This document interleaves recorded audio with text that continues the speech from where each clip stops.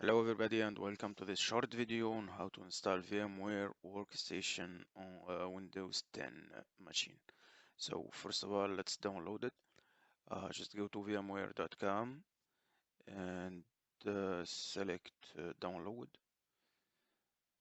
Then look for Workstation Pro.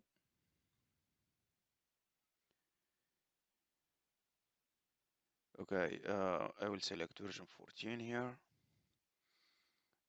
Then I will be installing on Windows, so go to the Windows, then just download it. If you don't have VMware account, just create one quick and it will let you to download it. Accept the license.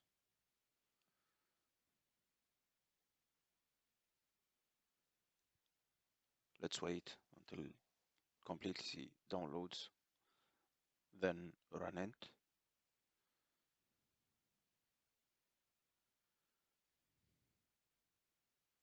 Follow the video. Accept the license, next. Enable this and follow the video. Keep the rest as default. It works fine.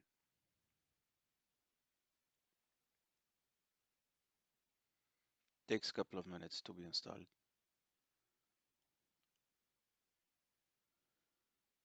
When finished, click finish. It requires the reboot of the Windows, so just reboot it. Once rebooted, look for VMware Workstation and then activate it by entering the license key. So go to help, then enter the license key. And that's it. You will be ready to install your virtual machines on it. Thanks for watching.